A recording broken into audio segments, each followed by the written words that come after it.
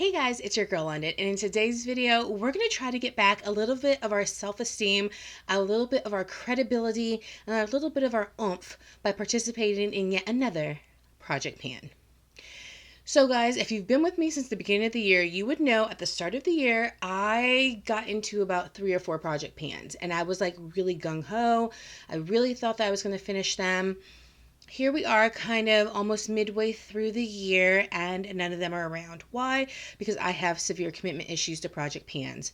I go through a lot of squirrel moments, and I say that because I'm like, is it the ADHD? I'm not really sure, but I have a hard time really committing to Project Pans. I start off hot and heavy. I'm very into it. I find the products, I'm ready to go. And then slowly but surely I fizzle out because I get new products or I found different products while I was looking for the products for the Project Pan. And it really never pans out for me. So I wanted to just clear the slate, let go of what I was not able to complete, what I didn't follow through with, accept my responsibility, my accountability in not being able to complete those, and kind of take lessons learned from those kind of failed Project Pans and turn them into successes. So what I've learned is that I cannot participate in too many Project Pans. Although there are tons out there that I would love to participate in, really 1 to 2 is where I can be at, and they can't involve a lot of products. Also, although I'm going to be utilizing the products, they have to be products that kind of set my face up. It can't be 5 eyeshadow palettes. That's not going to work out for me. I have to kind of have a sequence of products in which I would use regularly in kind of my face of makeup. So I have just kind of learned those little things about myself and about me and Project Panning because I want to be successful. I want it to be fruitful. I don't want to not be able to complete a Project Pan. And I want to utilize my products that I'm not utilizing or that I'm not giving enough love to because I paid for them, I purchased them, they're in my collection, and I don't want to just be getting rid of constant products and declutters. I want to be getting rid of them because I used them either completely or as much as I could before they expired, but I feel like I'm trying to get out of that so much of my collection that I'm just decluttering because I have too much. Not decluttering necessarily even because the products I don't like or they're not for me, just I have too many. I'm never going to be able to get to all of them. I don't want to do that because to me, that is a waste of money on my part on the front end, and it's a waste of product on the back end. So I decided to participate in the Graveyard Project Pan, and I thought that was perfect for what it is I'm trying to do. So, if you don't know what you don't know, let me go ahead and read a little bit to you guys. So, the Graveyard Project Pan was started by Emily, and I will link her video in the information box down below. And essentially what it is that the project goes from April 30th until October 31st. So it goes a total of 6 months. There are updates on June 30th and August 31st. So there's only 2 updates. And then, of course, you go to the end till the end of October and then kind of give your finalized update on things. But there's only 2 updates between now and when the project ends in October. There are 5 to 10 products that you choose, and it's rolling. So if you were to use up a product, you could add another product to the project. You use up a product, you can choose to add another product to the project. So that way you're consistently having new products come in, that's the hope, because the hope is you'll be utilizing them, and between now and 6 months from now, you will have new products that will enter and replace some of the ones that you have used. So I like that because if you're really kind of thinking like, oh, I got stumped and I really wanted to add a product to this project, you know that a way to do that is to utilize one of your products, and then you'll be able to add the other products. So kind of gives you that little bit of incentive to keep going because you want to get to the other product that you also want to use. But in order to do that, you know that basically you have to finish a product first. So I think that that is good incentive. And there's 2 categories. So there is something called Resurrection, and that is products that are from a previous Project Pan or a previous Project Graveyard. So if you had participated in this Graveyard Project Pan previously and you had products that you didn't utilize or didn't use up, you could use those products. Or if you had products from previous Project Pans, you could utilize those ones. And those are the resurrections because you're basically bringing them back to life. They were dead, here they are. The next one is going to be collecting cobwebs. So these are products that weren't necessarily in other Project Pans. However, they are ones that you have in your collection and they're just not getting enough tender love and care. They're getting cobwebs on them. They're getting forgotten about. The fact of the matter is makeup it expires. And I know that we all like to keep a lot of products past the expiration date, but I feel like we do that because we love the product, but also because products cost money. We want to feel like we're getting our usage out of them. But the thing is, if we didn't have so many products in our collection, we could get our money's worth because we would be able to utilize the products versus having so many that we're really never getting our full money's worth out of any of the products. So it's kind of like we're at a loss in the end. So I like that one too. I have products from both categories. I have products from Resurrections and I have products from Collecting Cobwebs. So let's get into my products. I chose 10 products for this project, but I did make sure that they were products that went with what I'm putting on my face kind of in a sequence. So I think that will give me a better chance for being able to complete this project. So the first thing we have is going to be from Collecting Cobwebs, and this is the Clinique Pep Start Hydro Blur Moisturizer. If you guys were with me probably 2 years ago, this was on my top moisturizers, and I think it might have even been last year too. I love this. This is a perfect moisturizer and kind of blurring cream. So although it hydrates your skin, it also is going to blur your pores. You can utilize this as a primer, like a blurring primer also. It is relatively thick, and so it does need a little more usage to kind of get to spread, and it dries down very quickly. Now, as you can see, this has usage out of it. That's why this is the Collecting Cobwebs. FYI, moisturizers, just like primers, do go bad. This has been sitting in my collection probably for the last year. And I have about half of it done, but the fact of the matter is I love this.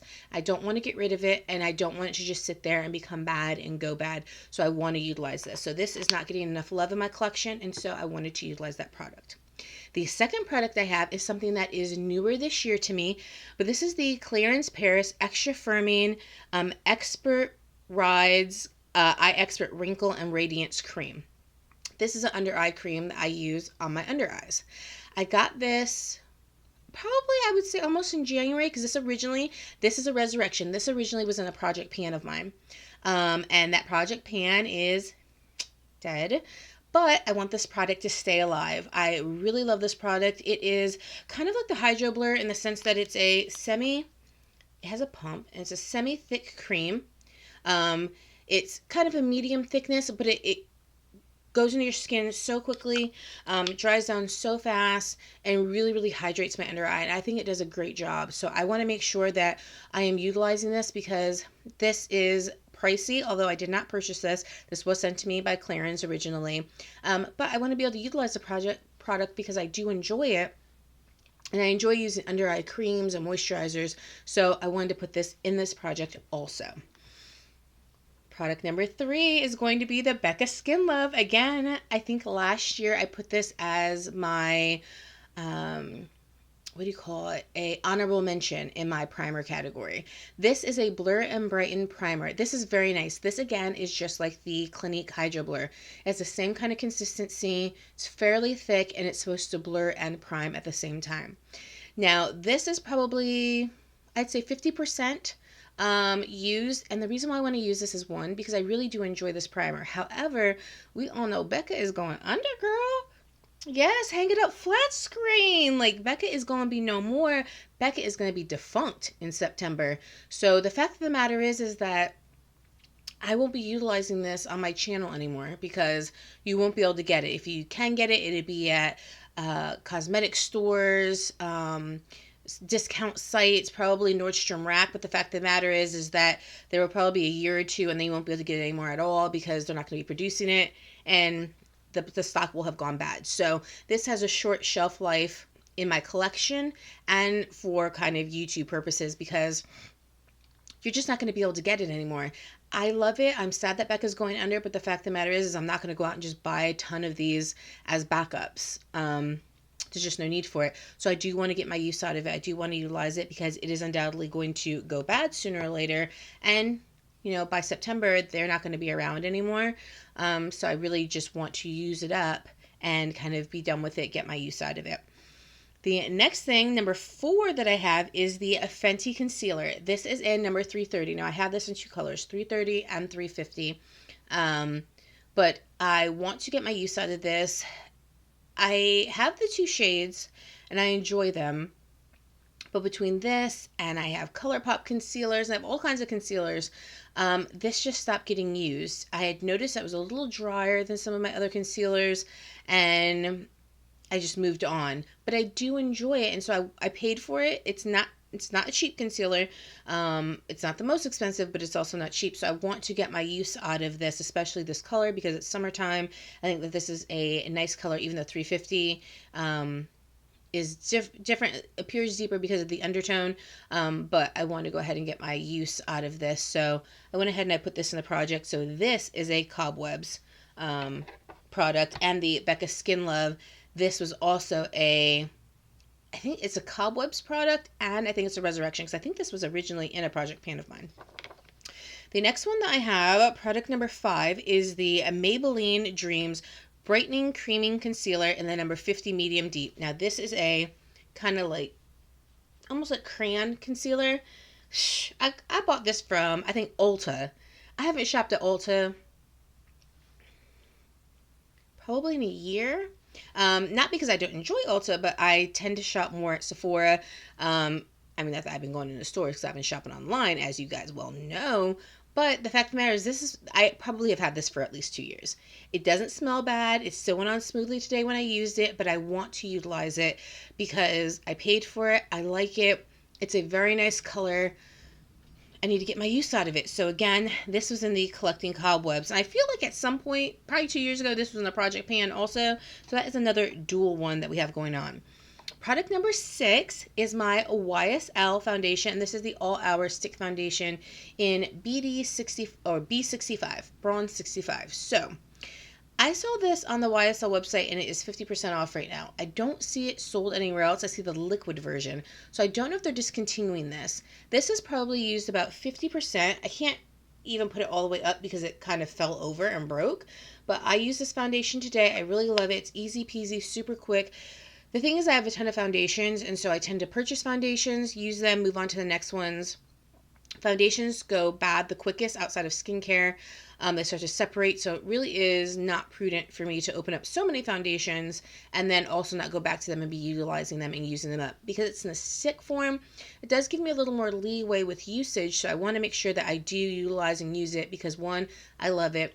2, it's going to go bad. 3, I paid for it and it needs some love.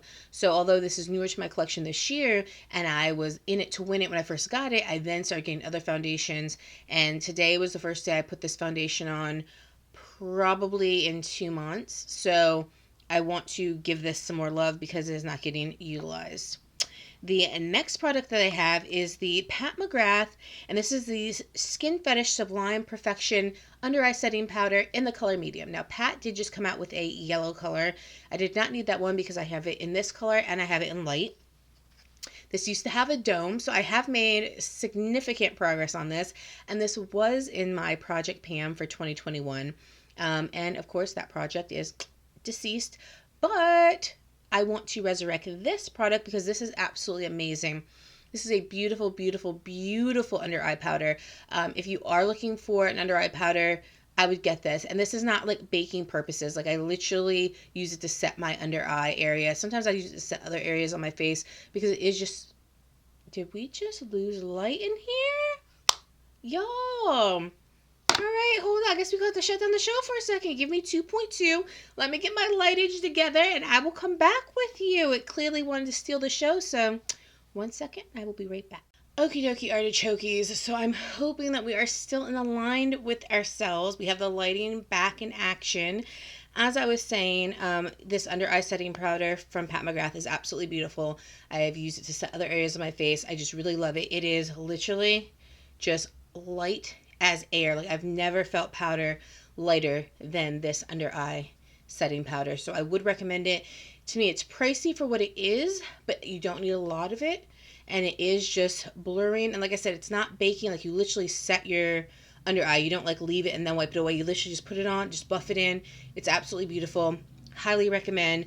And I want to utilize this because this was previously in a project pan. I want to resurrect it and give it some new life. The next product I have was also in the project pans. This is another resurrection, and this is the Fenty Beauty bronzing powder. This is the Sunstalker powder in Caramel Cutie. I use this as a contour because of the undertone. It is warm but neutral, more neutral than the powder that I actually use as a bronzer. Yeah, because this is actually instant warmth bronzer, but I use it as a contour.